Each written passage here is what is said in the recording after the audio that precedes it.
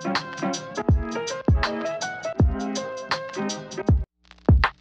accept this call, dial 1 now. Your call has been accepted. Hello. Hi, Stephanie. Hi, is this Michael? This is Michael. How are you? Hi. I'm okay. How are you? I'm doing good. Well, I'm glad you reached out. I had spoken to your boyfriend there at the house the other day, and he told me you were getting out a few days ago, so I'm sure you're frustrated. Yeah, I am. I wasn't expecting to be in here this long, and I'm honestly uncomfortable having this phone call. Completely over get the it. phone Completely like get this. it. And I actually suggested to him that we meet in person at the meeting, and he said that you had given him some authority to make some decisions, but I preferred to meet you and go through all those options in person. Do you know? I was expecting to be there, so Right. I'm sorry. No, don't apologize to me. It's not your fault. Do you know when you're gonna be out now, or have they given you any type of update? Tuesday. Okay. That's as far as I know right now. It's cutting it really short with the date of everything of when the auction or foreclosure is set. Right. Let me look that up real quick. So I want to say it was Thursday, right? Yeah, it's a couple of days after I'm supposed to get out. Okay, let me pull that up just so we know for sure. And I can operate in that type of time frame. We've done it many, many, many times, but obviously you don't want, a 911 thing where you're running around like a crazy person trying to get it all done. Yeah, because I honestly was thinking of just calling you Tuesday morning, but he's really wanting me to get it all set up and stuff, so I understand that. So, let's see. So yours is at 9 a.m. on the 25th. Sorry? So yours is at 9 a.m. on Thursday. So really, it gives us one business day to work, assuming that they let you out at a reasonable hour on Tuesday. Right. I don't know how that works exactly. I believe I'm not in Wyandotte right now. So by the time I get into Wyandotte, it'd be kind of like late afternoon. Right. Okay. Well, why don't you kind of tell me, what your ideal realistic outcome is, and we'll work back from there and see, what we can do to work that out. Yeah, I mean, ideally, I would like to get as much as possible for the house. Right. I know it's kind of tough. It's got some repairs and stuff, but there is a lot of potential in that house. I mean, finishing the basement in itself is probably another $50,000. I imagine profit. so. Yeah. Because what do you want? The bathroom is completely remodeled. The floors are done in the kitchen. Really, one of the only things that would be needed, I would like to keep my appliances. And I think one of the other things that would just spruce up the kitchen is like maybe new cabinet doors. But then everything else is, I know the flooring needs to be redone, and then the repair in the basement and the roof, which I know are kind of significant costs. Yeah, the biggest concern's that foundation. I know your boyfriend said you had a bid for $16,000. That might be a little high, but it's definitely like a $10,000 to $12,000 repair down there. But you do have a lot of space down there. There's like 2 bathroom stubs down there, so. Yeah, I think one might be laundry, but if it's 2 bathroom, then that's cool. Right. Yeah, when I got a bid, it was actually under that amount. Was it? Okay. Maybe. Yeah, and they were going to dig it out. They're going to brace it multiple places. They're going to remove the deck, remove any trash, all of that, and it was under 14. Okay, I gotcha. And then, I mean, were you wanting? Let's say you sell it, whoever you end up selling it to. I mean, were you wanting to move in with your boyfriend? What was kind of your thought on next landing spot? Because we help with that too. Well, I definitely wanted to move in with him Gotcha. and help him out, and it would just be easier to restart myself from there. But I'm not sure on his situation right now. Right. So, I mean, if I can't do that, then I would need to be able to find somewhere else Right. to live. Okay. with my cats. And he definitely said that he was willing to do that, and it sounded like he was looking forward to you getting out, and so it's definitely a viable possibility. But a lot of what we do, we'll buy a house and then we'll give what's called post-possession time.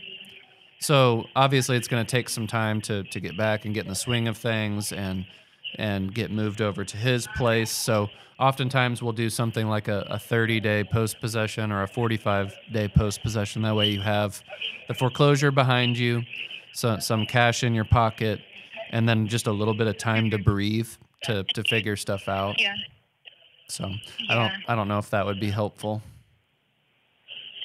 It would, because then I'd be able to have some cash to board my cats until I figure out exactly what I need to do, if moving in with him is still an option, or if I need to go somewhere. It would give me some time to find a place where I could bring my cats with me, Right. Because that's going to be my hardest thing. If I have to rent, it's going to be tough bringing all three of my kitties. So. Right. But I'm looking at the attorney's website right now. It looks like they have an opening bid of what is it? A little over $89,000 is what they're saying is owed. Does that sound about right, give or take? Yeah, he had looked at the paperwork, and that's what he said was on there. Okay. So I don't know what, and you're obviously you want to get the most money you can, but did you kind of have an idea in mind of a net amount that would be good enough to, get you out from underneath this house, get you some breathing room for a while, let you kind of start new?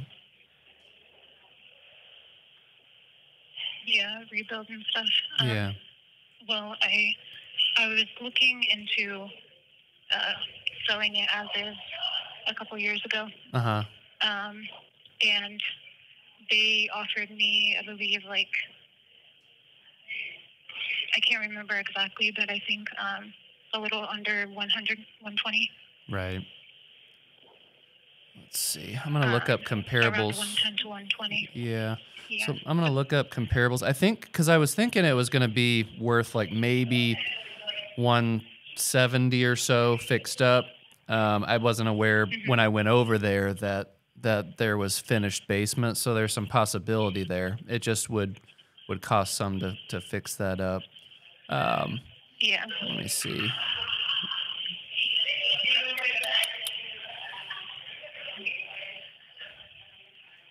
Let's see.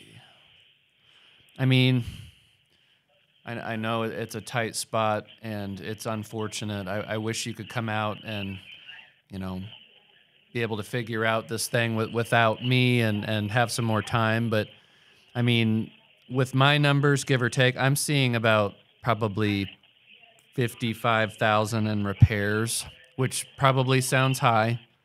Most of that's like a basement finish and a roof and just various things around there. Stuff's expensive now, as you probably know. So my numbers are kind of coming out, right around 100 for it, which I'm sure isn't really what you want to hear. No, I feel like that's a little too low for what it is, honestly. Right. So I'm looking at different comparables and I'm seeing, a bunch of 170, 175 sales, maybe a little bit north of that. So if I put 50 in it, I might make 15 grand at the end of the day. So there's not a whole lot of money there, but I want you to win. I really want you to come out of the situation feeling good about it, knowing that we're kind of in a lemony situation, but, make some lemonade out of it. Yeah. He had said there was like other possible options as well. Yeah, so I can go through all the options that you have, and that can maybe give you some clarity. Yeah, because I'm sorry, but 100 is not enough right now. Right. Or anything close to it. Yeah. To be very honest. So where would you need to be, just so I can wrap my head around it? I maybe could come up a tiny bit, but not a whole lot, just with the repairs that need to be made. I mean, honestly, I was trying to get closer to the 120 mark. Right. Since you're saying it's going to cost that much, I initially wasn't going to go under 150. Right. Yeah, 150's not going to happen. I don't even think that would happen on the MLS. It's highly unlikely, because right now it's a 2-bedroom, and it would have to be marketed that way just because the basement's not finished. 3 bedrooms, a different thing.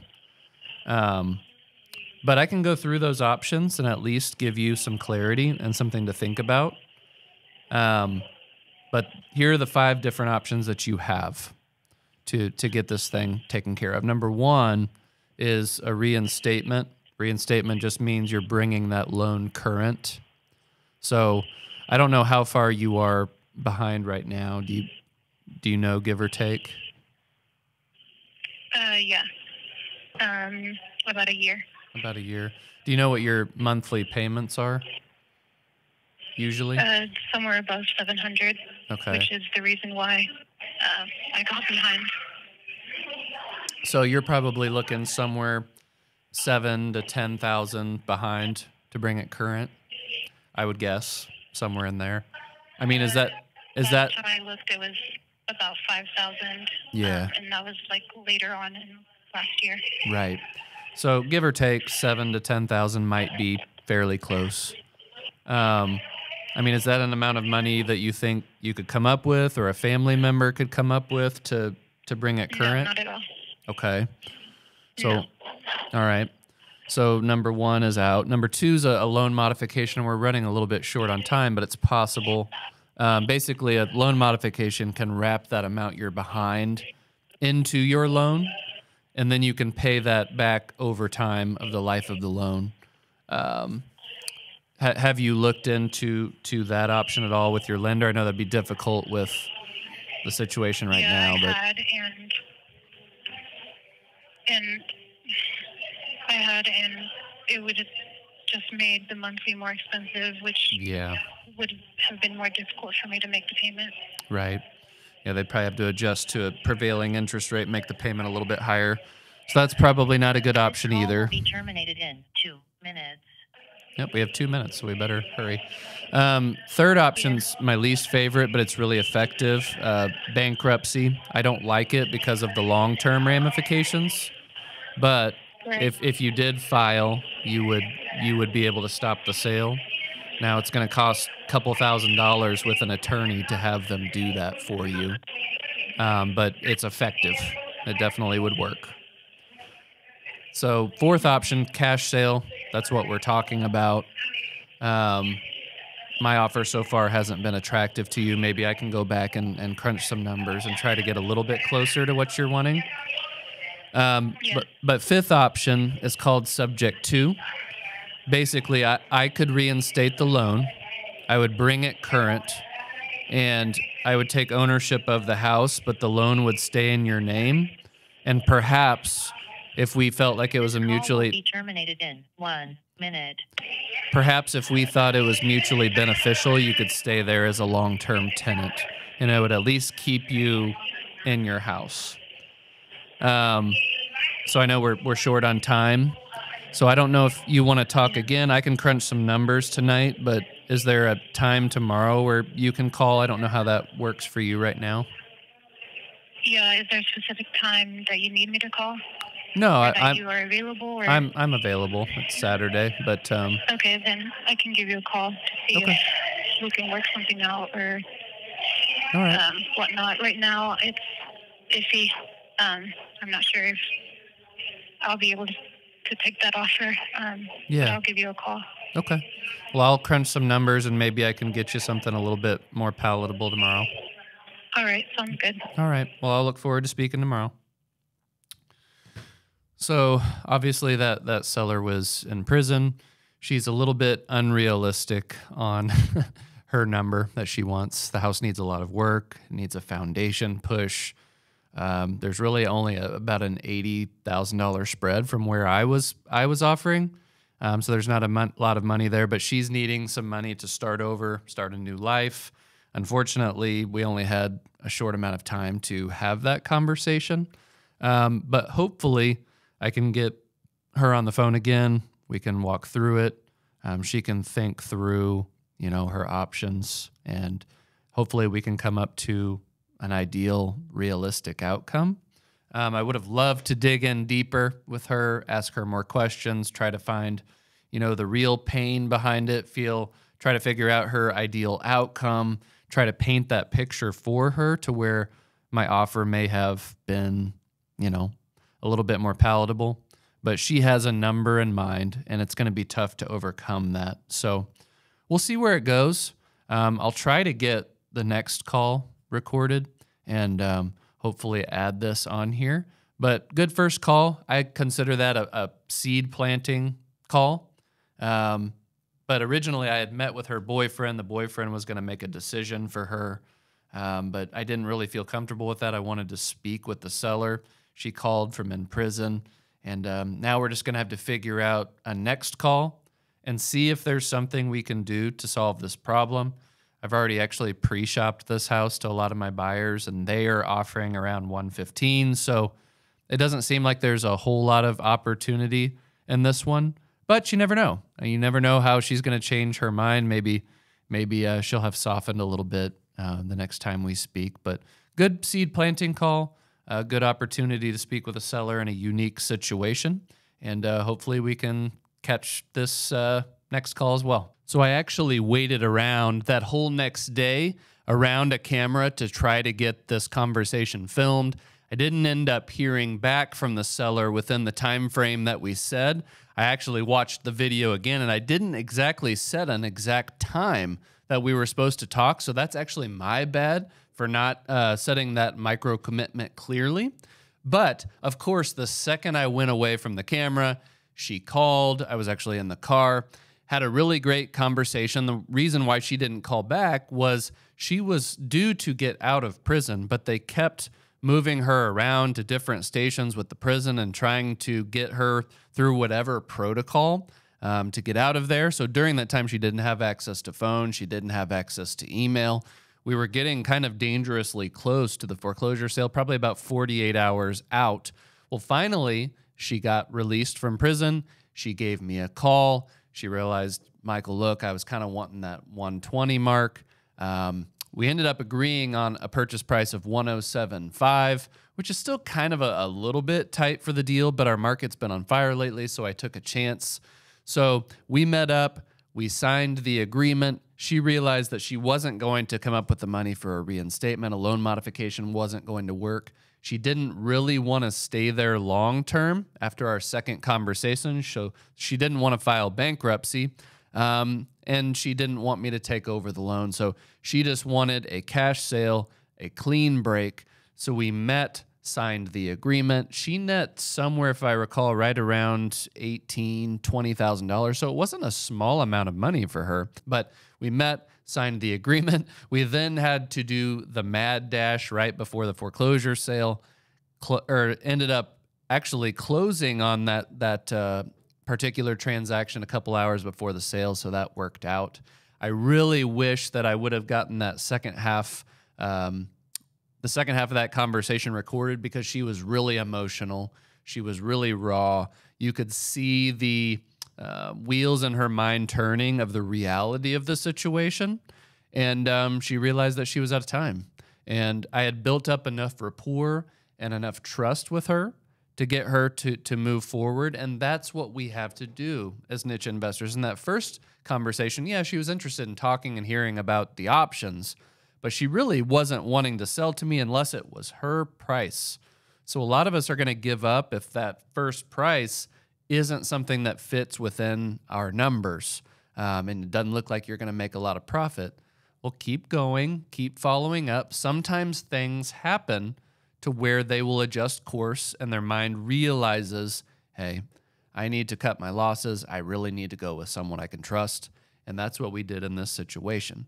So I bought the house for 107.5. We'll probably flip it, put something like, I don't know, $50,000 to $60,000 into the house, be all in for maybe 170. We'll probably list it for 225 or so.